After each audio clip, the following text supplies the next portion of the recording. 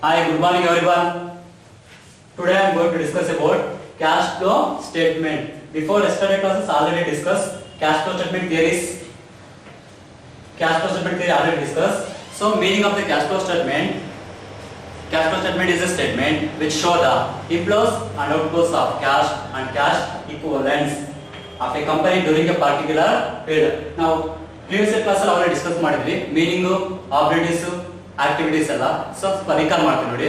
Cash flow statement meanings ಬಂದ್ರೆ cash flow statement is a third important of the financial statement. Cash flow statement is a third important of the financial statement coming under the accounting standard 3. ಯಾವ under ಬರುತ್ತೆ cash flow statement ಅಂದ್ರೆ accounting standard 3 ಅಲ್ಲಿ ಬರುತ್ತೆ. It is a third important of the financial statement. First one trading and profit and loss account, second one balance sheet, third one cash flow statement. So meaning of the cash flow statement ಅಂದ್ರೆ ಇದರ ಅರ್ಥ ಏನು cash flow statement ಅಂತ ತಿಳ್ಕೊಂಡಿದ್ವಿ previous class ಮತ್ತೆ ಹೇಳ್ತೀನಿ ನೋಡಿ. Cash flow statement is a third important of the financial statement which show the inflows and outflows of cash and cash equivalents from various activities of a company during a particular period. Cash flow statement is a statement which show the inflows and outflows of cash and cash equivalents.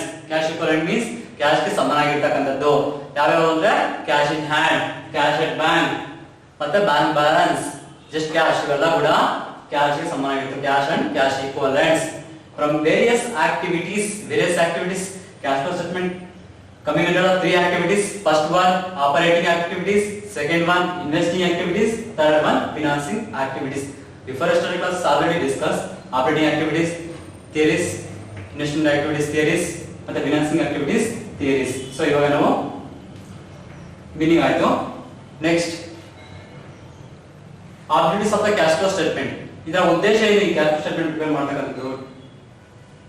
First one to provide the useful information about the enterprises. ಒಂದು ಉದ್ಯಮಿಗೆ ಏನು ಮಾಡುತ್ತೆ ಒಂದು useful information ಕೊಡ್ತಕ್ಕಂಥದ್ದಾಗಿರುತ್ತೆ. ಮತ್ತೆ assess the ability of the cash ಅಂದ್ರೆ cash ಎಷ್ಟಿದೆ ಸಾಮರ್ಥ್ಯ ತಿಳಿರ್ತಕ್ಕಂಥದ್ದು ಇದರ ಉದ್ದೇಶ ಆಗಿರ್ತಕ್ಕಂಥದ್ದು. ಮತ್ತೆ ವಾಟ್ ಆರ್ ದ ಬೆನಿಫಿಟ್ಸ್ ಏನಿರುವ ಅನುಕೂಲಗಳೇನು ತಿಳ್ಕೊಳ್ಳೋದಾದ್ರೆ ನಾವು to balance in the cash inflows and outflows ಅಂದ್ರೆ ಬ್ಯಾಲೆನ್ಸ್ ಮಾಡುತ್ತೆ ಕ್ಯಾಶ್ ಎಷ್ಟಿದೆ. ಫಾರ್ ಎಕ್ಸಾಂಪಲ್ 50,000 ಇದೆ, 50,000 ಕ್ಯಾಶ್ ಇನ್ಫ್ಲೋಸ್ ಇದೆ, 60,000 ಔಟ್ಫ್ಲೋಸ್ ಇದೆ. ಆ ರೀತಿ ಮಾಡುತ್ತೆ ಒಂದು ಕ್ಲಿಯರ್ ಇನ್ಫಾರ್ಮೇಷನ್ ಕೊಡುತ್ತೆ ಇದು. ಮತ್ತೆ assess the ability of cash and cash equivalent business ಅಲ್ಲಿ ಕ್ಯಾಶ್ ಎಷ್ಟಿದೆ ಅದನ್ನ ಯಾವ ರೀತಿ ಇನ್ವೆಸ್ಟ್ ಮಾಡಬೇಕು ಮತ್ತೆ ಅದು ಕ್ಲಾರಿಟಿಯನ್ನ ಒಂದು ಕ್ಲಿಯರ್ ಇನ್ಫಾರ್ಮೇಷನ್ ಕೊಡುತ್ತೆ. ನೆಕ್ಸ್ಟ್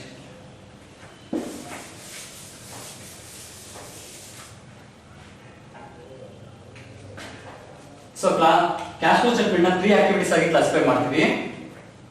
ಪ್ರೀವಿಯಸ್ ಕ್ಲಾಸ್ ಅವಲೇ ಹೇಳಿದ್ದೀನಿ. ಪ್ರೀವಿಯಸ್ ಕ್ಲಾಸ್ ಅಲ್ಲಿ ಕ್ಯಾಶ್ ಫ್ಲೋ ಸ್ಟೇಟ್ಮೆಂಟ್ ನ 3 ಆಕ್ಟಿವಿಟೀಸ್ ಆಗಿ ಮಾಡ್ತಾರೆ. Cover under AS accounting standard ಪ್ರಕಾರ ಕ್ಯಾಶ್ ಫ್ಲೋ ಸ್ಟೇಟ್ಮೆಂಟ್ ನ 3 ಆಕ್ಟಿವಿಟೀಸ್ ಆಗಿ ಮಾಡ್ತಾರೆ. First one operating activities, investing activities, financing activities. Operating activities ಅಂದ್ರೆ it is related to the manufacturing and productions. ಉತ್ಪಾದನೆಗೆ ಸಂಬಂಧಿಸಿರ್ತಕ್ಕಂಥದ್ದು ಮತ್ತೆ ಮಾರಾಟಕ್ಕೆ ಅಂದ್ರೆ ಸೆಲ್ಲಿಂಗ್ ಕೂಡ ಸಂಬಂಧಿಸಿದ ಮಾರಾಟ ಕೂಡ ಸಂಬಂಧಿಸಿರ್ತಕ್ಕಂಥದ್ದಾಗಿರುತ್ತೆ ಈ operating activities. So next investing activities it is acquisition and disposal of the long term assets and fixed assets. Investment activities ಅಂದ್ರೆ purchase and sale of long term assets and fixed ಸ್ಥಿರ ಆಸ್ತಿಗಳ ಖರೀದಿ ಮತ್ತು ಮಾರಾಟವನ್ನ ನಾವು ಇನ್ವೆಸ್ಟಿಂಗ್ ಆಕ್ಟಿವಿಟೀಸ್ ಅಂತ ಕರಿತೀವಿ. Acquisition and disposal or purchase and sale of fixed assets or long term assets ಸ್ಥಿರ ಆಸ್ತಿಗಳ ಖರೀದಿ ಮತ್ತು ಮಾರಾಟಕ್ಕೆ ನಾವು ಇನ್ವೆಸ್ಟಿಂಗ್ ಆಕ್ಟಿವಿಟೀಸ್ ಅಂತ ಕರಿತೀವಿ. ನೆಕ್ಸ್ಟ್ ಬರ್ತಕ್ಕಂಥದ್ದು financing activities. Financing activities related to the long term borrowing and capitals. Long term funds or borrowings and capital. Long term borrowings and capital. Long term borrowings means debentures ಇವೆಲ್ಲ ಕೂಡ ಆಗಿರ್ತವೆ. Capital ಅಂದ್ರೆ explain ಮಾಡಿದ್ವಿ first use ಇಲ್ಲ. Capital is a money or money work invest by the owner. ಒಂದು business ಗೆ ಬಂಡವಾಳ ಹಾಕ್ತಕ್ಕಂಥದ್ದನ್ನ ಒಬ್ಬ ಉದ್ಯಮ ಏನ್ ಮಾಡ್ತಾನೆ ಒಂದು ಬಿಸ್ನೆಸ್ ಗೆ ಬಂಡವಾಳ ಹಾಕ್ತಾನೆ. ಸೊ ಇದನ್ನ ನಾವು ಏನಂತ ಕರಿತೀವಿ ಕ್ಯಾಪಿಟಲ್ ಅಂತ ಕರಿತೀವಿ. ಸೊ ಅದರಲ್ಲಿ ಈಕ್ವಿಟಿ ಶೇರ್ ಕ್ಯಾಪಿಟಲ್ ಬರುತ್ತೆ, ಪ್ರಿಫರೆನ್ಸ್ ಶೇರ್ ಕ್ಯಾಪಿಟಲ್ ಬರುತ್ತೆ. ಎರಡು ಕೂಡ ಶೇರ್ ಕ್ಯಾಪಿಟಲ್ ಆಗಿರ್ತವೆ. ಸೊ ನೆಕ್ಸ್ಟ್ ನಾವು ತಿಳ್ಕೊಳ್ಳೋದಾದ್ರೆ format of the cash flow statement ಇದೇನು ಕಂಪ್ಲೀಟ್ ಆಗಿದೆ. ಇವಾಗ format of the cash flow statement very important. Please observe cash flow statement format. ಈ ಫಾರ್ಮೇಟ್ ಒಂದು ಅರ್ಥ ಆಯ್ತು ಅಂದ್ರೆ 50% ಪ್ರಾಬ್ಲಮ್ಸ್ ಅರ್ಥ ಆಗುತ್ತೆ. ಸೊ ಸೊ ಈ ಫಸ್ಟ್ ಫಾರ್ಮೆಟ್ ಯಾವುದು ಅಂದ್ರೆ ಆಪರೇಟಿಂಗ್ ಆಕ್ಟಿವಿಟೀಸ್. ಇಲ್ಲಿ ಫಾರ್ಮೆಟ್ ನ ಟೂ ಮಾಡ್ತಾರೆ. ಫಸ್ಟ್ ಒನ್ ಡೈರೆಕ್ಟ್ ಮೆಥಡ್ ಅಲ್ಲಿ ಮಾಡ್ತಾರೆ, two methods. First one direct method ಮತ್ತೆ indirect method. Almost companies use for the cash flow statement indirect method. ಅರ್ಥಾಯ್ತಾ? ಎಲ್ಲಾ ಕಂಪನಿಗಳು ಯೂಸ್ ಮಾಡ್ತಕ್ಕಂಥದ್ದೆಲ್ಲ ಮೆಥಡ್ ಯಾವುದು? Indirect method. Cash flow statement use ಮಾಡ್ತಕ್ಕಂಥದ್ದೆಲ್ಲ ಇಂಡೈರೆಕ್ಟ್ ಮೆಥಡ್ ಆಗಿರ್ತವೆ. ಸೊ ಇದನ್ನ ಫಾರ್ಮೆಟ್ ನೋಡ್ಕೊಳ್ರಿ. ಫಸ್ಟ್ ಒನ್ 3 ಆಕ್ಟಿವಿಟೀಸ್ ಇದೆ: ಆಪರೇಟಿಂಗ್ ಆಕ್ಟಿವಿಟೀಸ್, ಇನ್ವೆಸ್ಟಿಂಗ್ ಆಕ್ಟಿವಿಟೀಸ್ ಮತ್ತೆ ಫೈನಾನ್ಸಿಂಗ್ ಆಕ್ಟಿವಿಟೀಸ್. ಅದರಲ್ಲಿ ಮಾಡ್ತಕ್ಕಂಥದ್ದು ಆಪರೇಟಿಂಗ್ ಆಕ್ಟಿವಿಟೀಸ್. ವೆರಿ ಇಂಪಾರ್ಟೆಂಟ್ ಆಗಿರುತ್ತೆ ಇದು. 2019 ಅಲ್ಲಿ ಕೇಳಿದರೆ 6 ಮಾರ್ಕ್ಸ್ ಕ್ವೆಶ್ಚನ್ಸ್ ಆಪರೇಟಿಂಗ್ ಆಕ್ಟಿವಿಟೀಸ್ ಅಲ್ಲಿ. ವೆರಿ ಇಂಪಾರ್ಟೆಂಟ್ ಆಗಿರುತ್ತೆ. ಸೊ ಅಬ್ಸರ್ವ್ ಮಾಡಿ. ಫಸ್ಟ್ ಫಾರ್ಮೆಟ್ ಅರ್ಥ ಮಾಡ್ಕೊಳ್ಳಿ. ಕ್ಯಾಶ್ ಫ್ಲೋ ಸ್ಟೇಟ್ಮೆಂಟ್ ನ ಫಾರ್ಮೆಟ್ ಅರ್ಥ ಮಾಡ್ಕೊಳ್ಳಿ. ಆಪರೇಟಿಂಗ್ ಆಕ್ಟಿವಿಟೀಸ್ ಅದರಲ್ಲಿ ಆಪರೇಟಿಂಗ್ ಆಕ್ಟಿವಿಟಿ 6 ಮಾರ್ಕ್ಸ್ ಗೆ, ಇನ್ವೆಸ್ಟಿಂಗ್ ಆಕ್ಟಿವಿಟಿ 6 ಮಾರ್ಕ್ಸ್ ಗೆ ಮತ್ತೆ ಫೈನಾನ್ಸಿಂಗ್ ಆಕ್ಟಿವಿಟಿ 6 ಮಾರ್ಕ್ಸ್ ಇರುತ್ತೆ. ಇದನ್ನ ಎಕ್ಸ್ಪ್ಲೇನ್ ಮಾಡ್ತಕ್ಕಂಥದ್ದು ಆಪರೇಟಿಂಗ್ ಆಕ್ಟಿವಿಟೀಸ್ ಫಸ್ಟ್ ಆಕ್ಟಿವಿಟೀಸ್ ಆಗಿರುತ್ತೆ. ಅದು ಫಾರ್ಮೆಟ್ಸ್ ನ ನೀಟಾಗಿ ಅಬ್ಸರ್ವ್ ಮಾಡಿ.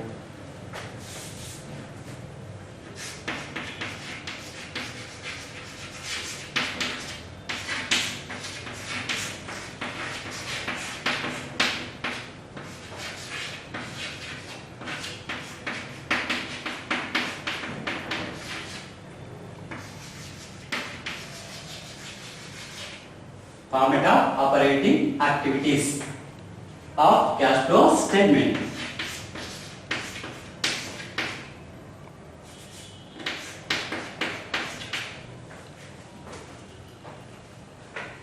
This is write on the format. Format of operating activities of cash flow statement. Cash flow statement. Heading ಬರಬೇಕಾಗುತ್ತೆ. Cash flow statement for the year ending. Cash flow statement for the year ending. ನಾವು ಯಾವುದಾದ್ರು trading account ಆಗಿರ್ಬೋದು ಅಥವಾ balance sheet ಆಗಿರ್ಬೋದು ಇದನ್ನೆಲ್ಲ prepare ಮಾಡ್ತಕ್ಕಂಥದ್ದು at the end of the year, ವರ್ಷದ ಕೊನೆ ಪ್ರಿಪೇರ್ ಮಾಡ್ತಿರಲ್ಲ. ಸೊ ಅದಕ್ಕೋಸ್ಕರ headings cash flow statement problem start ಮಾಡಬೇಕು ಅಥವಾ ಫಾರ್ಮೆಟ್ ನೋಡಿದ್ರಿ. ಪ್ರಾಬ್ಲಮ್ ಸ್ಟಾರ್ಟ್ ಮಾಡಬೇಕು. ಫಸ್ಟ್ ಹೆಡಿಂಗ್ಸ್ ನೀವು cash flow statement for the year ending ಈ ರೀತಿ ಬರೀಬೇಕಾಗುತ್ತೆ. ಸೊ ಇದಾದ ತಕ್ಷಣ format ಆಗಬೇಕಾಗುತ್ತೆ.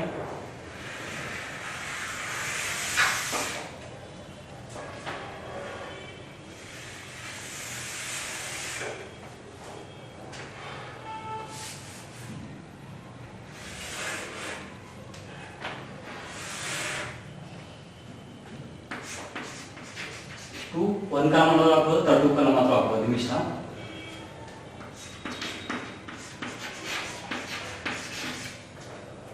Amount to amount column or single amount column.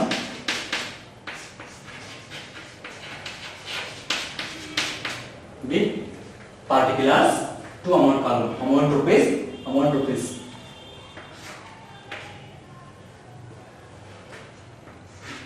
Headings cash flow statement for the year ending and the heading ಬರ್ಬಿಟ್ಟು next format hockey particulars amount rupees.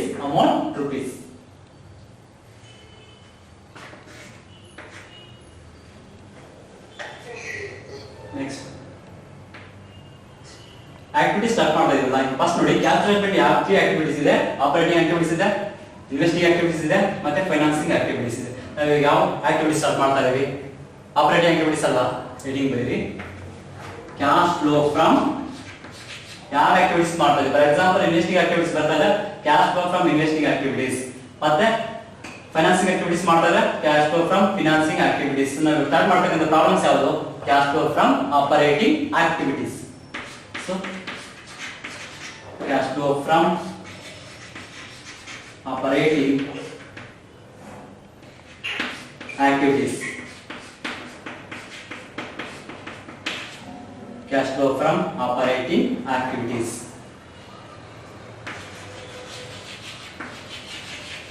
Cash flow from operating activities. Okay, means operating activities. That will be next.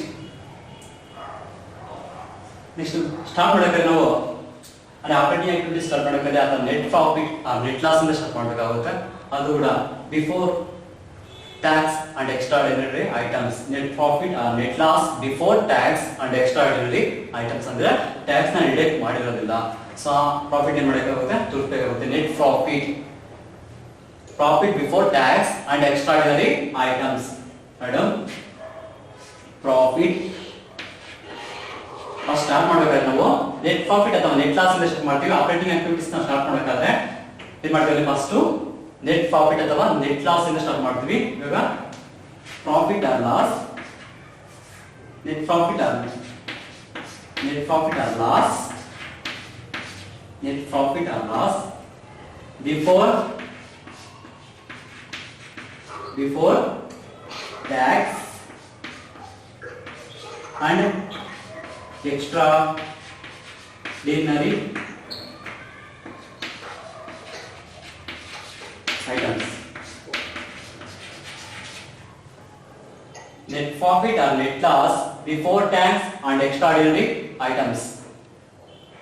Net profit or net loss before tax and extraordinary items. Before tax means ನಾವು direct for tax ಅಂದ್ರೆ tax ಇಂದ deduct ಮಾಡಿಲ್ಲ, ಅದನ್ನ ನಾವು before tax ಅಂತ ಕರಿತೀವಿ. So ಅದನ್ನ first start ಮಾಡಬೇಕಾಗುತ್ತೆ. ಔಟರ್ ಕಾಲ್ ಮಾಡಬೇಕಾಗುತ್ತೆ ಅಮೌಂಟ್. ನೆಕ್ಸ್ಟ್ ಏನು ಮಾಡಬೇಕು, had first record net profit or net loss before tax and extraordinary items. Next had non operating expenses, non-operating expenses, add non-operating expenses, add non-operating expenses and non-operating incomes, non-operating incomes.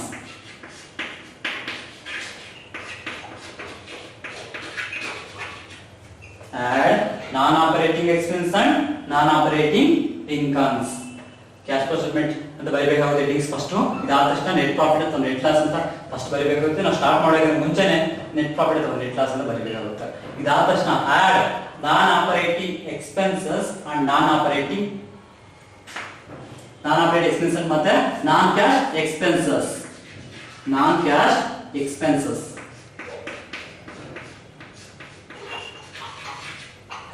Non-operating expenses and non-cash expenses. Add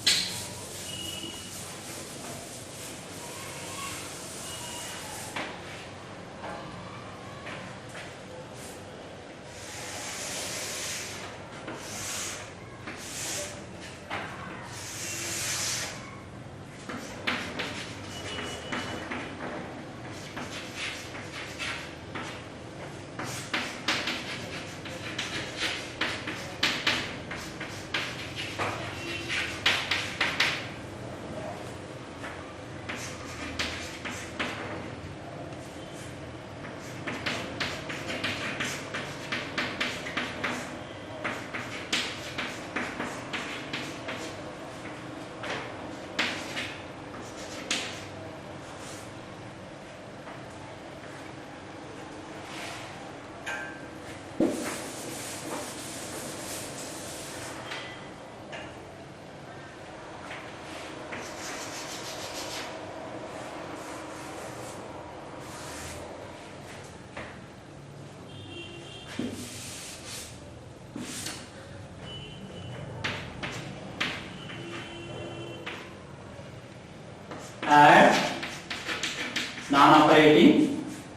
expenses and non-cash expenses.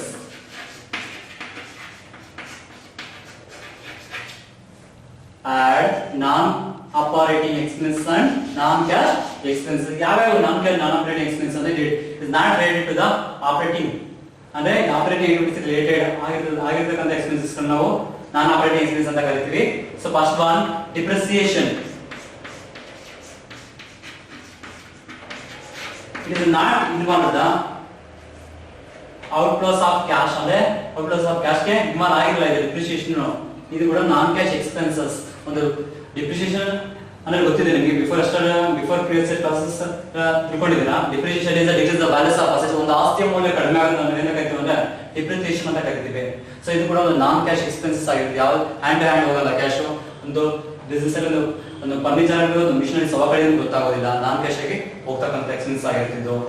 Second one loss on sale of goods. Loss on sale of goods. Loss on sale of goods. Loss on sale of goods.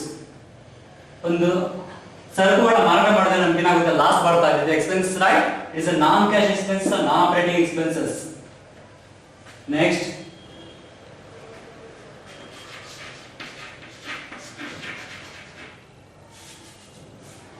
Foreign exchange.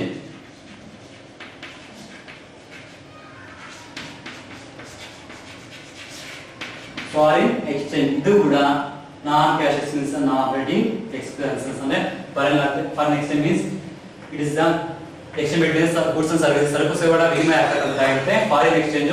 ಇದು ಕೂಡ ಒಂದು indirect expense ಆಗಿರುತ್ತೆ.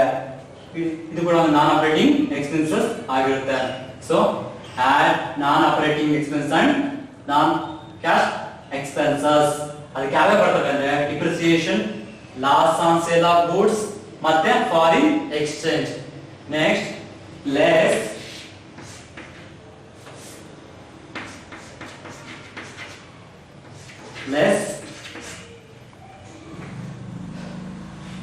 ನಾನ್ operating income. Non operating expenses ಮತ್ತೆ non cash expense add ಮಾಡ್ತೀವಿ profit ಗೆ ಅಥವಾ loss ಗೆ.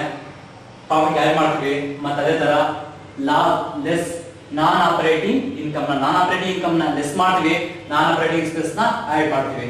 ನಾನ್ operating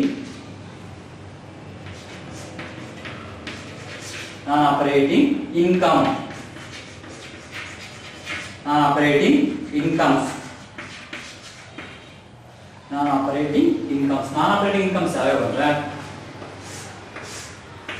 ನೋಡಿ, loss on sale of goods ಇದು ಕೂಡ ಒಂದು ನಾನ್ ಆಪರೇಟಿಂಗ್ ಎಕ್ಸ್ಪೆನ್ಸ್ ಆದ್ರೆ, profit on sale of goods ಏನಾಗೋದು ನಾನ್ ಆಪರೇಟಿಂಗ್ ಇನ್ಕಮ್ ಆಗುತ್ತಲ್ವಾ. Loss on sale of goods expense ಆದ್ರೆ profit on sale of goods ನಮ್ಗೆ ಇನ್ಕಮ್ ಆಗುತ್ತೆ. ನಾವು ಸರಕುಗಳ ಮಾರಾಟ ಮಾಡಿ ನಮ್ಗೆ ಏನ್ ಬಂತು, ಆದಾಯ ಬರ್ತಾ. ಇದು ಕೂಡ non operating income. Profit on sale of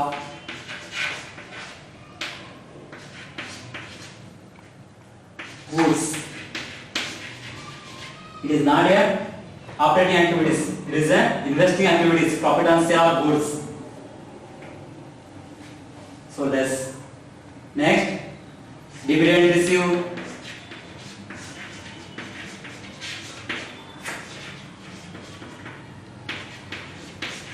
Dividend received, interest received,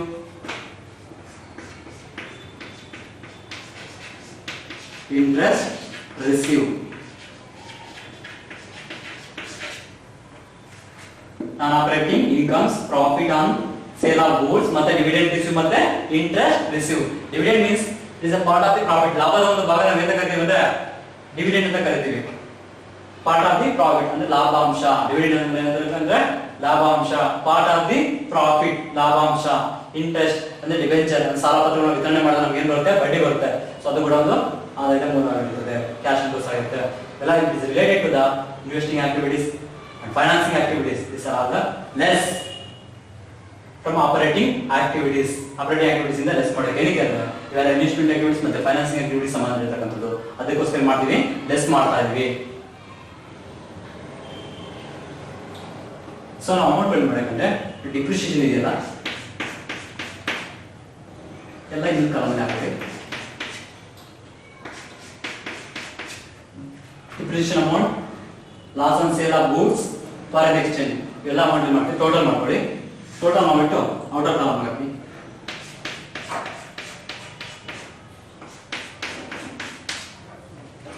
less non operating income, profit on sale of goods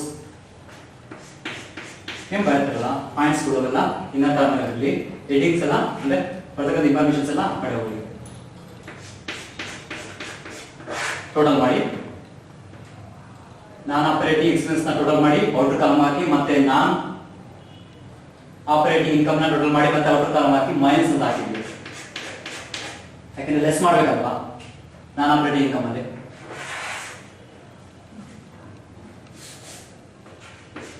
minus ಅಂತ ತೋರಿಸಿ.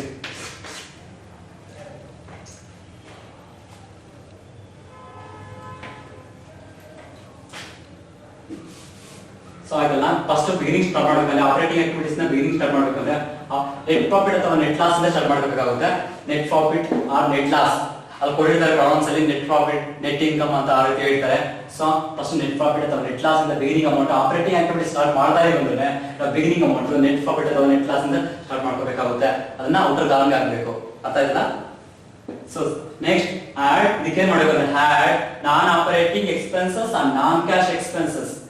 ಆಡ್ ಮಾಡಕ್ಕೆ ಯಾವ್ದು ಆಡ್ ಮಾಡಬೇಕು? Non cash expenses and non operating expenses. Non cash expense ಮತ್ತೆ non operating expense ನ add ಮಾಡಬೇಕಾಗುತ್ತೆ. ಯಾವ್ಯಾವ non cash expense ಅಂದ್ರೆ depreciation, loss on sale of goods, foreign exchange ಮತ್ತೆ goodwill amortisations. Goodwill amortisation ಕೂಡ ಒಂದು non cash expense ಆಗಿರುತ್ತೆ. So less ಯಾವ ಲೆಸ್ ಮಾಡ್ತೀವಿ ಅಂದ್ರೆ ನಾನ್ ಆಪರೇಟಿಂಗ್ ಇನ್ಕಮ್ಸ್. ಯಾವ್ಯಾವ ನಾನ್ ಆಪರೇಟಿಂಗ್ ಇನ್ಕಮ್ಸ್ ಅಂದ್ರೆ profit on sale of goods, dividend receive, interest receive ಎಲ್ಲ ಕೂಡ ಲೆಸ್ ಮಾಡಕ್ಕೆ. ಯಾಕೆ ಲೆಸ್ ಮಾಡ್ಬೇಕಂದ್ರೆ ಇವೆಲ್ಲ ಇನ್ವೆಸ್ಟಿಂಗ್ ಆಕ್ಟಿವಿಟೀಸ್ ಮತ್ತೆ ಫೈನಾನ್ಸಿಂಗ್ ಆಕ್ಟಿವಿಟೀಸ್ ಗೆ ರಿಲೇಟೆಡ್ ಆಗಿರ್ತಕ್ಕಂಥದ್ದು. ಅದಕ್ಕೋಸ್ಕರ ಏನ್ ಮಾಡ್ತೀವಿ ಅದನ್ನ ಲೆಸ್ ಮಾಡ್ತೀವಿ. ಸೊ ಬಂದಿರತಕ್ಕಂಥ ಆನ್ಸರ್ ನಾವು ಏನ್ ತಗೋತೀವಿ ಅಂದ್ರೆ profit before working capital changes. So continue ಆಗುತ್ತೆ ಫಾರ್ಮೇಟ್ ಕಂಟಿನ್ಯೂ ಆಗ್ತಾ ಇದೆ.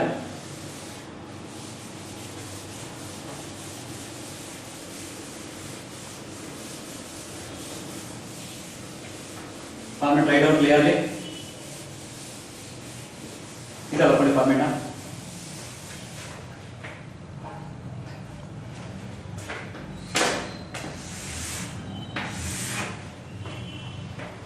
ಸೊ ನಾನ್ operating income non operating expenses ಇಂದ ನಾನ್ ಆಪರೇಟಿಂಗ್ ಇನ್ಕಮ್ ಅನ್ನು ಲೆಸ್ ಮಾಡೋದು ಬರ್ತಕ್ಕಂಥ ಆನ್ಸರ್ ಏನಂದ್ರೆ ಲೆಸ್ ಮಾಡೋದು ಬರ್ತಕ್ಕಂಥ answer operating profit. Operating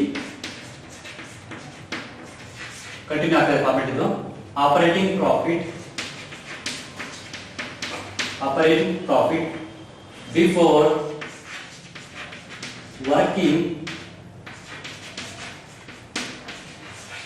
operating profit before working capital changes.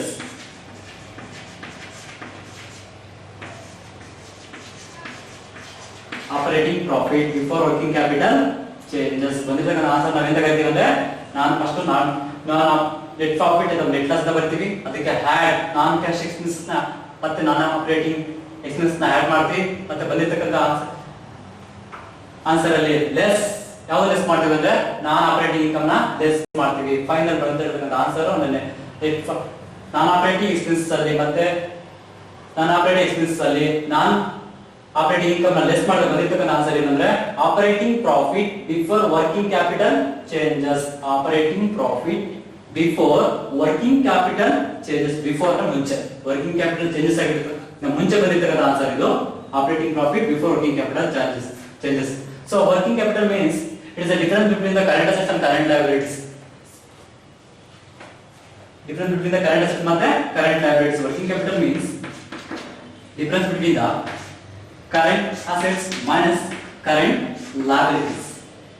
ಚಾಲ್ತಿ ಆಸ್ತಿಗಳು ಮತ್ತು ಚಾಲ್ತಿ ಜವಾಬ್ದಾರಿಗಳ ನಡುವಿನ ವ್ಯತ್ಯಾಸ ಇದನ್ನು ನಾವು ವರ್ಕಿಂಗ್ ಕ್ಯಾಪಿಟಲ್ ಅಂತ ಕರಿತೀವಿ.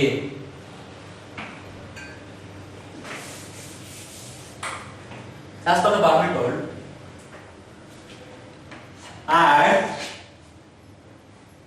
had increase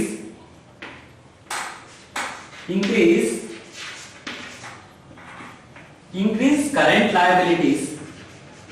Observe ನೋಡಿ, increase current liabilities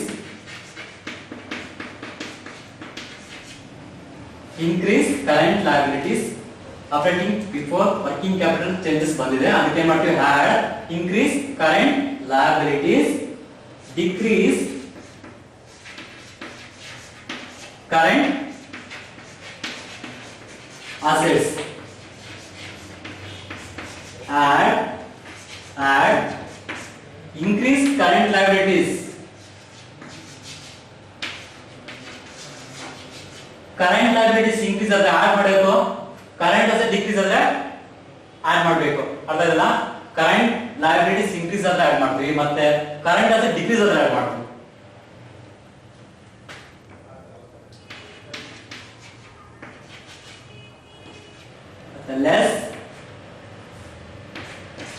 less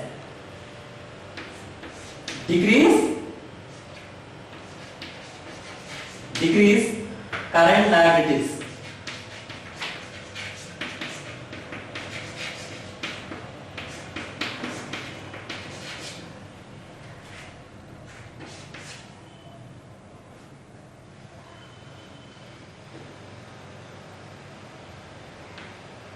decrease current liabilities ಮತ್ತೆ increase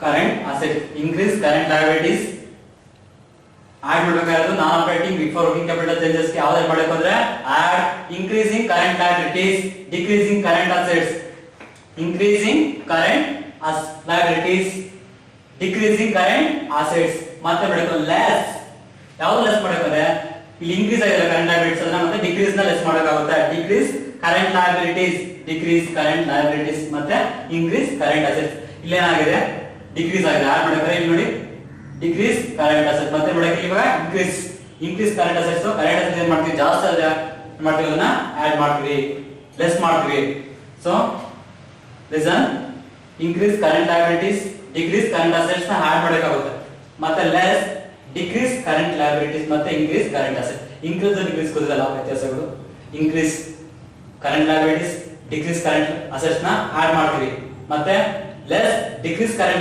ಲಯಬಿಲಿಟೀಸ್ ಡಿಕ್ರೀಸ್ ಆದ್ರೆ ಲೆಸ್ ಮಾಡ್ತೀವಿ ಇನ್ಕ್ರೀಸ್ ಕರೆಂಟ್ ಅಸೆಟ್ಸ್ ಅಂದ್ರೆ ಕರೆಂಟ್ ಅಸೆಟ್ ಜಾಸ್ತಿ ಆದ್ರೆ ಏನ್ ಮಾಡ್ತೀವಿ ಅದನ್ನ ಲೆಸ್ ಮಾಡ್ತೀವಿ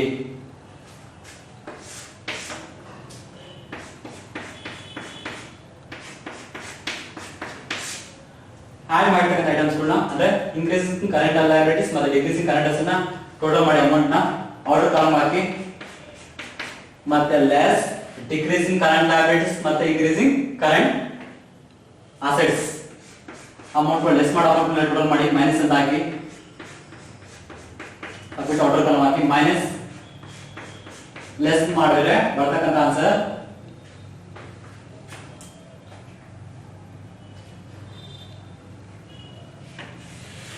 ಲೆಸ್ ಮಾಡಿ ಬರ್ತಕ್ಕಂತ answer cash flow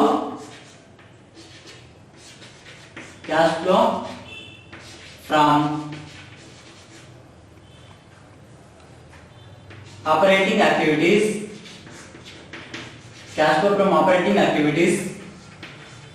before tax and extraordinary items operating profit before working capital changes ನ ಅಲ್ಲಿ ಏನ್ ಮಾಡಬೇಕಾಗುತ್ತೆ add increasing current liabilities decreasing current assets ಮತ್ತೆ less decreasing current liabilities increasing current assets so ಬಂದಿರತಕ್ಕಂತ answer less ಮಾಡಿದಾಗ cash flow from ಬಂದಿರತಕ್ಕಂತ final answer ಏನಂದ್ರೆ ಇಲ್ಲಿ cash flow from operating activities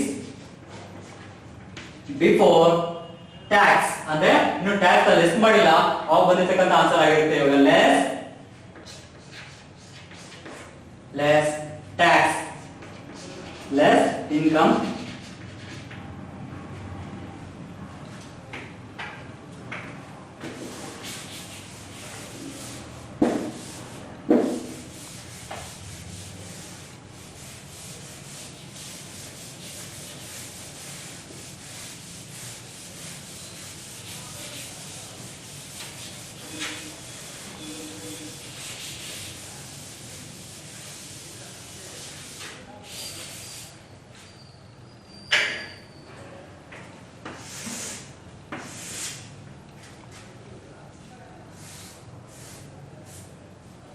ಬಂದಿರ್ತಕ್ಕಂಥ ಆನ್ಸರ್ನ ಆಪರೇಟಿಂಗ್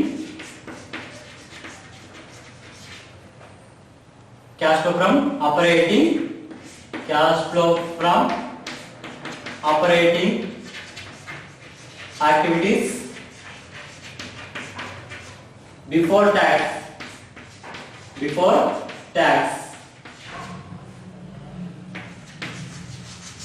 ಇವಾಗ ಕ್ವಶನ್ ಕೊಟ್ಟಿರ್ತಾರೆ ಇನ್ಕಮ್ ಟ್ಯಾಕ್ಸ್ ಅಥವಾ ಟ್ಯಾಕ್ಸ್ ಅಂತ ಕೊಡ್ತಾರೆ ಆ ಟ್ಯಾಕ್ಸ್ ಮಾಡಕ್ಕೆ ನಾವು ಲೆಸ್ ಮಾಡಬೇಕಾಗುತ್ತೆ ಲೆಸ್ ಫೈನಲ್ ಆಗಿ ಲೆಸ್ ಇನ್ಕಮ್ ಟ್ಯಾಕ್ಸ್ ಲೆಸ್ ಮಾಡಬೇಕು ಮೈನಸ್ ಬಂದಿರತಕ್ಕಂಥ final answer cash problem start ಮಾಡಬೇಕಾದ್ರೆ ಅಂತ ಬರೀತೀವಿ cash flow from operating activities flow means ಸರಿತಾ ಇದಲ್ವಾ ಕ್ಯಾಶ್ ಫ್ಲೋ ಯಾವ ಮೂಲದಿಂದ ಬಂದಿತ್ತು ಅಂತ ತೋರಿಸ್ತಾ ಇದ್ದೀವಿ ಸ್ಟಡೀಸ್ ನೋಡಿ headings cash flow from operating activities ಅಂತ ಹೆಡ್ಡಿಂಗ್ಸ್ ಆಗಿದ್ವಿ ಲಾಸ್ಟ್ ಗೆ ಬರಬೇಕಾದ್ರೆ cash from operating activities flow means ಅವ್ರು ಎಳೆದಿದೆ ಕ್ಯಾಶ್ ಎಲ್ಲ ಮೂಲಗಳಿಂದ ಯಾವ ಮೂಲಗಳಿಂದ ಬಂದಿದೆ ಕ್ಯಾಶ್ ಅಂತ ಹೇಳ್ಬಿಟ್ಟು ಇಲ್ಲಿ ತೋರಿಸಿದ್ದೀನಿ ಮತ್ತೆ ಫೈನಲ್ ಬರಬೇಕಾದ್ರೆ ಕ್ಯಾಶ್ ಫ್ಲೋ ಇರಬಾರ್ದು from cash from operating activities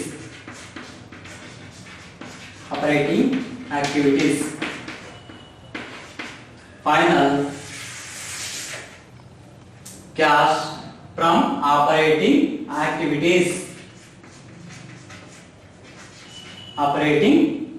cash from operating activity final ಅಲ್ಲಿ ಬಂದಿರ್ತಕ್ಕಂಥ ಆನ್ಸರ್ ಏನು ಕರಿತೀವಿ ಅಂದ್ರೆ ಕ್ಯಾಶ್ ಫ್ಲೋ ಅಂತ ಬರೀಬಾರ್ದು ಫ್ರಮ್ ಅಂತ ಬರೀಬೇಕು cash from operating activities beginning ಮಾಡ್ಬೇಕು ಸ್ಟಾರ್ಟ್ ಮಾಡ್ಬೇಕಾದ್ರೆ ಕ್ಯಾಶ್ ಫ್ಲೋ ಅಂತ ಬರೀತೀವಿ cash flow from operating activities ಅಂತ ಬರೀತೀವಿ ಏನ್ ಮಾಡ್ಬೇಕಾದ್ರೆ ಕ್ಯಾಶ್ ಫ್ರಮ್ ಫ್ಲೋ ತೆಗಿತೀವಿ ಕ್ಯಾಶ್ ಫ್ರಮ್ ಆಪರೇಟಿಂಗ್ ಆಕ್ಟಿವಿಟೀಸ್ ಅಂದ್ರೆ ಯಾವ ಮೂಲಗಳಿಂದ ಕ್ಯಾಶ್ ಹೋಗ್ತಾ ಇತ್ತು ಬರ್ತಾ ಇತ್ತು ಇನ್ಫ್ಲೋ ಆಯ್ತು ಔಟ್ಫ್ಲೋ ಆಯ್ತು ಅಂತ ಫಿನಿಶ್ ತೋರಿಸಿದೀವಿ ಲಾಸ್ಟ್ ಫೈನಲ್ ಫಿನಿಶ್ ಮಾಡಬೇಕಾದ್ರೆ ಕ್ಯಾಶ್ ಫ್ರಮ್ ಆಪರೇಟಿಂಗ್ ಆಕ್ಟಿವಿಟೀಸ್ ಅದ ಫಾರ್ಮೆಟ್ ಅದ ಆಪರೇಟಿಂಗ್ ಆಕ್ಟಿವಿಟೀಸ್ ಇದು ಒಂದು ಆಪರೇಟಿಂಗ್ ಆಕ್ಟಿವಿಟಿಗೆ ಫಾರ್ಮೆಟ್ ಆಗಿದೆ ಇದು ಸೊ ರೀಕಾಲ್ ಒಂದ್ ಸೆಕೆಂಡ್ ಸ್ಟಾರ್ಟ್ ಮಾಡಬೇಕಾದ್ರೆ cash flow statement for the year ending ಅಂತ ಹೆಡ್ಡಿಂಗ್ ಬರೀಬೇಕಾಗುತ್ತೆ ನೀವು ಪ್ರಾಬ್ಲಮ್ ಸ್ಟಾರ್ಟ್ ಮಾಡಕ್ಕೆ ಮುಂಚೆ ಕ್ಯಾಶ್ ಫ್ಲೋ ಸ್ಟೇಟ್ಮೆಂಟ್ 6 ಮಾರ್ಕ್ಸ್ ಕೇಳ್ತಕ್ಕಂಥ ಪ್ರಾಬ್ಲಮ್ಸ್ ಆಗಿರ್ತಿದ್ದು headings cash flow statement for the year ending ಅಂದ್ರೆ ಪ್ರಾಫಿಟ್ ಅಂಡ್ ಲಾಸ್ ಅಕೌಂಟ್ ಅಥವಾ ಟ್ರೇಡಿಂಗ್ ಅಕೌಂಟ್ ಅಥವಾ ಬ್ಯಾಲೆನ್ಸ್ ಶೀಟ್ ಯಾವುದೇ ಪ್ರಿಪೇರ್ ಮಾಡಬೇಕಂದ್ರೆ ಅರ್ಧ ಎಂಡ್ ವರ್ಷದ ಕೊನೆ ಪ್ರಿಪೇರ್ ಮಾಡ್ತೀವಲ್ವಾ so headings cash flow statement for the year ending ಅಂತ ಬರಬೇಕಾಗುತ್ತೆ ಇದಾದ ತಕ್ಷಣ 3 ಅಮೌಂಟ್ ಕಾಲಮ್ ಒಂದು two amount column particulars 2 amount column particulars amount column 1 amount column 2 ಈ ರೀತಿ ಫಾರ್ಮೆಟ್ ಹಾಕೊಳ್ಳಿ ನೆಕ್ಸ್ಟ್ ಹೆಡ್ಡಿಂಗ್ಸ್ ಯಾವ ಆಕ್ಟಿವಿಟೀಸ್ ಮಾಡ್ತಾ ಇದೀವಿ ಆಪರೇಟಿಂಗ್ ಆಕ್ಟಿವಿಟೀಸ್ ಮಾಡ್ತಾ ಇದೀವಾ ಯಾವುದೇ 3 ಆಕ್ಟಿವಿಟೀಸ್ ಅಲ್ಲಿ ಯಾವುದೇ ಆಕ್ಟಿವಿಟೀಸ್ ಆಗ ಫಾರ್ಮೆಟ್ ಇದೇ ಸೇಮ್ ಇರುತ್ತೆ ಯಾವುದೇ ಚೇಂಜಸ್ ಇಲ್ಲ ಪರ್ಟಿಕ್ಯುಲರ್ ಅಮೌಂಟ್ ಸೊ ಇಲ್ಲಿ ಯಾವ ಆಕ್ಟಿವಿಟೀಸ್ ಮಾಡ್ತಾ ಇದೀವಿ cash flow from operating activities ಮಾಡ್ತಾ ಇದೀವಾ ಇನ್ವೆಸ್ಟಿಂಗ್ ಆಕ್ಟಿವಿಟೀಸ್ ಮಾಡ್ತಾ ಇದೀವಾ ಅಥವಾ ಫೈನಾನ್ಸಿಂಗ್ ಆಕ್ಟಿವಿಟೀಸ್ ಮಾಡ್ತಾ ಇದೀವಾ ನಾವು ಯಾವ ಆಕ್ಟಿವಿಟೀಸ್ ಮಾಡ್ತಾ ಇದೀವಾಗ cash flow from operating activities ಬರಬೇಕಾಗುತ್ತೆ cash flow from operating activities ಅಂತ ಬರಬೇಕಾಗುತ್ತೆ ಕ್ಯಾಶ್ ಫ್ಲೋ ಗೊತ್ತಾಯ್ತಲ್ಲ ಎಂಡಿಗೆ ಫ್ರಮ್ ಆಗುತ್ತೆ ಕ್ಯಾಶ್ ಫ್ರಮ್ ಇಲ್ಲಿ cash flow from operating activities ಅಂತ ಹೆಡ್ಡಿಂಗ್ಸ್ ಬರೀತೀರಾ ಬದಲಾದ ತಕ್ಷಣ ಒಂದು ಕ್ಯಾಶ್ ಫ್ಲೋ ಸ್ಟೇಟ್ಮೆಂಟ್ ನಲ್ಲಿ ಆಪರೇಟಿಂಗ್ ಆಕ್ಟಿವಿಟಿ ಸ್ಟಾರ್ಟ್ ಮಾಡ್ತಾ ಇದೀವಿ ಅಂದ್ರೆ ನಾವು ಸ್ಟಾರ್ಟ್ ಮಾಡಬೇಕಾದ ಅಮೌಂಟ್ ಬಿಗಿನಿಂಗ್ ಅಮೌಂಟ್ ಯಾವುದು ಅಂದ್ರೆ ನೆಟ್ ಪ್ರಾಫಿಟ್ ಅಥವಾ ನೆಟ್ ಲಾಸ್ ಕೇಳ್ತಾರೆ ಒಂದು ಮಾಡ್ತೀವಿ ಆಪರೇಟಿಂಗ್ ಆಕ್ಟಿವಿಟೀಸ್ ಅಲ್ಲಿ ಬಿಗಿನಿಂಗ್ ಅಮೌಂಟ್ ಬಿಗಿನಿಂಗ್ ಏನ್ ಬರೀತೀವಿ ನಾವು ಅಂತ ಕೇಳಿದ್ರೆ ನೆಟ್ ಪ್ರಾಫಿಟ್ ಅಥವಾ ನೆಟ್ ಲಾಸ್ ಒಂದು ಮಾಡ್ತೀವಿ ಕೇಳೋ ಚಾನ್ಸಸ್ ಇರುತ್ತೆ ಸೊ ನೆಟ್ ಪ್ರಾಫಿಟ್ ಅಥವಾ ನೆಟ್ ಲಾಸ್ ನ ನಾವು ಬಿಗಿನಿಂಗ್ ನ ಸ್ಟಾರ್ಟ್ ಮಾಡ್ಕೊಂಡು ಹೋಗ್ತೀವಿ ಇದಾದ ತಕ್ಷಣ add non cash expenses and non operating expenses add non cash expenses and non operating expenses ಯಾವ non cash expense non operating expense ಅಂದ್ರೆ depreciation goodwill amortisations loss on sale of goods foreign exchange ಇವೆಲ್ಲ ಕೂಡ non cash expenses ಆಗಿರ್ತವೆ next non cash expenses ಮತ್ತೆ non operating expense ಆಯ್ತು less non operating income ಯಾವ income ಏನ್ ಮಾಡ್ತೀವಿ ಅದನ್ನ ಲೆಸ್ ಮಾಡಬೇಕಾಗುತ್ತೆ ಯಾವ income profit on sale of assets dividend receive interest receive ಇವೆಲ್ಲ ಕೂಡ non operating income this are all related to investing activities financial activities ಅದಕ್ಕೋಸ್ಕರ ಮಾಡ್ತೀವಿ ಇದನ್ನ ಲೆಸ್ ಮಾಡ್ತೀವಿ ಆಪರೇಟಿಂಗ್ ಆಕ್ಟಿವಿಟೀಸ್ ಅಲ್ಲಿ ಇವೆಲ್ಲ ಕೂಡ ರಿಲೇಟೆಡ್ ಆಗಿರುತ್ತೆ ಯಾವುದಕ್ಕೆ ಇನ್ವೆಸ್ಟಿಂಗ್ ಆಕ್ಟಿವಿಟೀಸ್ ಆಗಿರುತ್ತೆ ಸೊ ಅದಕ್ಕೋಸ್ಕರ ಇದಕ್ಕೆ ನಿಮ್ಮಲ್ಲಿ ಆಗಿರಲ್ಲ ಆಪರೇಟಿಂಗ್ ಆಕ್ಟಿವಿಟೀಸ್ ಅದಕ್ಕೋಸ್ಕರ ಮಾಡ್ತೀವಿ profit on sale of assets ಮತ್ತೆ ಡಿವಿಡೆಂಡ್ ರಿಸೀವ್ ಕಮಿಷನ್ ರಿಸೀವ್ ಎಲ್ಲ ಏನೇ ಬಂದು ಬಿಡೋದಲ್ಲ ಲೆಸ್ ಮಾಡ್ತೀವಿ ಬರ್ತಕ್ಕಂಥ ಇನ್ಕಮ್ ಏನ್ ಮಾಡ್ತೀವಿ ಲೆಸ್ ಮಾಡ್ತೀವಿ ನೆಕ್ಸ್ಟ್ ಈ ಬಂದಿರ್ತಕ್ಕಂಥ ಆನ್ಸರ್ ಏನ್ ಮಾಡ್ತೀವಿ, ನಾನ್ ಆಪರೇಟಿಂಗ್ ಎಕ್ಸ್ಪೆನ್ಸ್ ಅಲ್ಲಿ ನಾನ್ ಆಪರೇಟಿಂಗ್ ಇನ್ಕಮ್ ನ ಲೆಸ್ ಮಾಡ್ತೀವಿ. ಬಂದಿರ್ತಕ್ಕಂಥ answer operating profit before working capital changes. Operating profit before working capital changes. So next, had increasing current liabilities, decreasing current assets. ಯಾವ್ದು add ಮಾಡ್ತೀವಿ before working capital changes ಗೆ ಅಂದ್ರೆ had current liabilities, had current decreasing current assets, increasing current assets ಮತ್ತೆ decreasing current liabilities, decreasing current assets, increasing current liabilities ಮತ್ತೆ decreasing current assets ನ add ಮಾಡ್ತೀವಿ. less ಮತ್ತೆ ಯಾವ್ದು ಲೆಸ್ ಮಾಡ್ತೀವಿ ಅಂದ್ರೆ decreasing current liabilities, increasing current assets. current liabilities increase ಆದ್ರೆ add ಮಾಡ್ತೀವಿ, decrease ಆದ್ರೆ ಲೆಸ್ ಮಾಡ್ತೀವಿ. current assets ಕಡಿಮೆ ಆದ್ರೆ decrease ಆದ್ರೆ ಆಡ್ ಮಾಡ್ತೀವಿ, increase ಆದ್ರೆ ಲೆಸ್ ಮಾಡ್ತೀವಿ. ಈ ಬಂದಿರತಕ್ಕಂತ ಫೈನಲ್ ಆನ್ಸರ್ ಏನು ಕರೀತೀವಿ ಅಂದ್ರೆ cash flow from operating activities, cash flow from operating activities, cash flow from operating activities before tax ಅಂದ್ರೆ ಟ್ಯಾಕ್ಸ್ ಅನ್ನು ಲೆಸ್ ಮಾಡಿರಲ್ಲ. ಬಂದಿರತಕ್ಕಂತ ಆನ್ಸರ್ ಏನು, cash flow from operating activities before tax and extraordinary items. ಇದಕ್ಕೆ ಯಾವಾಗ less ಮಾಡಬೇಕು ಅಂದ್ರೆ tax ನ less ಮಾಡಬೇಕಾಗುತ್ತೆ. ಕ್ವೆಶ್ಚನ್ ಕೊಟ್ಟಿರ್ತಾರೆ ಇನ್ಕಮ್ ಟ್ಯಾಕ್ಸ್ ಅಥವಾ ಟ್ಯಾಕ್ಸ್ ಅಂತ ಹೇಳ್ತಾರೆ 5000 10,000 ಏನ್ ಮಾಡ್ತಾರೆ ನಾವು ಲೆಸ್ ಮಾಡಬೇಕಾಗುತ್ತೆ. ಆ ಲೆಸ್ ಮಾಡಿರ್ತಕ್ಕಂಥ final amount operating activities cash from operating activities, cash from operating activities. Final answer ಅಂತ ಕರಿತೀವಿ ಅಂದ್ರೆ ನಾವು cash from operating activities. Start ಮಾಡಬೇಕಾದ್ರೆ ಕ್ಯಾಶ್ ಫ್ಲೋ ಫ್ರಮ್ ಆಪರೇಟಿಂಗ್ ಏನ್ ಮಾಡಬೇಕಾದ್ರೆ ಕ್ಯಾಶ್ ಫ್ರಮ್ ಆಪರೇಟಿಂಗ್, ಯಾಕಂದ್ರೆ ಫ್ಲೋ ಆಗಿದೆ ಕ್ಯಾಶ್ ಅಂದ್ರೆ increasing current liability, decreasing current assets ಇವೆಲ್ಲ ಕೂಡ ಮತ್ತೆ ನಾನ್ ಆಪರೇಟಿಂಗ್ ಎಕ್ಸ್ಪೆನ್ಸಸ್, ನಾನ್ ಇನ್ಕಮ್ಸ್, ನಾನ್ ಆಪರೇಟಿಂಗ್ ಇನ್ಕಮ್ಸ್ ಇವೆಲ್ಲ ಕೂಡ ಫ್ಲೋ ಆಗಿದೆ. ಎಲ್ಲ ಮೂಲಗಳಿಂದ ಕ್ಯಾಶ್ ಫ್ಲೋ ಆಗಿದೆ. ಫೈನಲ್ ಆಗಿ cash from operating activities. The format, the format ನ ಕ್ಲಿಯರ್ ಆಗಿ ರೆಡಿ ಆಗಿರ್ಬೇಕು ನಾವು. So start problems NCERT question bank 1. write down question, take a notes.